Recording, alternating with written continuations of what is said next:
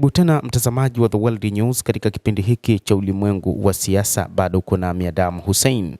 Mipango ya Umoja wa Ulaya ya kuiba mali za Urusi kwa ajili ya Ukraine imefeli. Afisa wa kambi hiyo amependekeza juu ya kile ambacho kimeonekana katika mkutano ambapo hakukuwa na maelewano yanayohusisha ukopaji wa muda mfupi wa wanachama wa Kiev wakati mpango wa mkopo wa fidia unafanyika kwa uwazi. Mpango wa Umoja wa Ulaya wa kuiba mali za Urusi inayoshikiliwa katika umoja huo ili kufadhili jeshi la Ukraine na kurefusha vita vyake vya maafa umeshindwa kuungwa mkono na viongozi wa jumuiya hiyo. Nguzo nyingine muhimu ya mkutano wa kilele wa EU katika kuidhinisha makubaliano ya kibiashara yenye utata na kambi ya Amerika Kusini ya Mercosur pia imebatilishwa dakika za jioni, huku kukiwa na maandamano ya maelfu ya wakulima katika mji mkuu wa Ubelgiji ambao wamekuwa wakipinga kutumia fedha za Warusi kwa ajili ya kufadhili vita nchini Ukraine.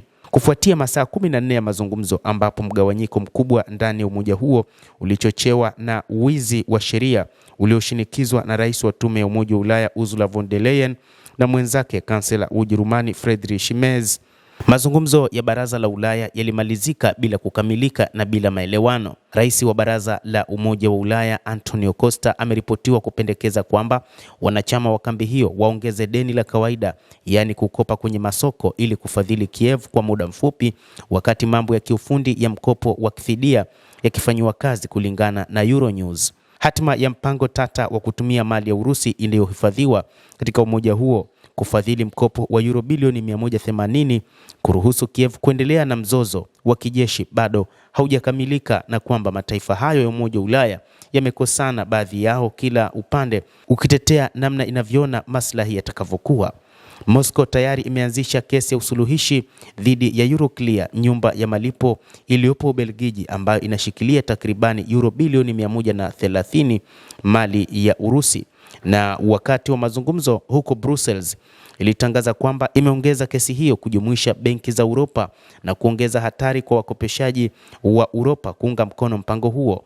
Waziri Mkuu wa Ubelgiji Bart De Wever alikuwepo katikati ya mabishano hayo, ingawa upinzani wake dhidi ya mpango wa kuiba mali ya Urusi uliungwa mkono na Giorgia Meloni wa Italia, Viktor Orban wa Hungary, Robert Fico wa Slovakia na Andrzej Babis kutoka Czech. Mmoja kati ya viongozi ambao hawakutarajia kupinga mpango huo ni Waziri Mkuu wa Italia Giorgia Meloni, ambaye mara kadhaa ameelezea mpango huo usiokuwa na faida kwa watu wa Ulaya na mpango wenye utata ambao utakuja kusababisha matatizo katika Umoja wa Ulaya. Watatu hao wa mwisho wameripotiwa kuwasilisha chaguo kwa wanachama wa EU kutoa deni la pamoja kwa Ukraine, badala yake kuziepusha nchi zao kutoka kwa wazo hilo, lakini pia kuahidi kutolipinga. Merz na von der Leyen wanafikiria kukataa mpango huo na badala yake walisisitiza chaguo hatari zaidi la kuiba mali ya Urusi na kujaribu kumpa Volodymyr Zelensky pesa za kutosha kuendelea kupigana kwa miaka miwili zaidi. Bila kifua cha vita cha EU, Zelensky anakabiliwa na mgogoro wa kiuchumi wa muda mfupi.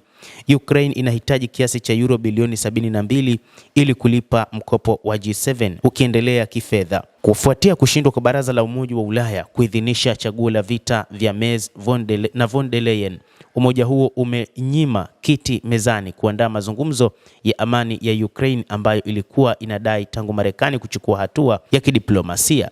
Tahadhari sasa inaelekezwa kwenye mkutano kati ya wajumbe wa Marekani na Ukraine huko Miami na wito wa Rais wa Marekani Donald Trump wa kuleta amani kabla ya Christmas.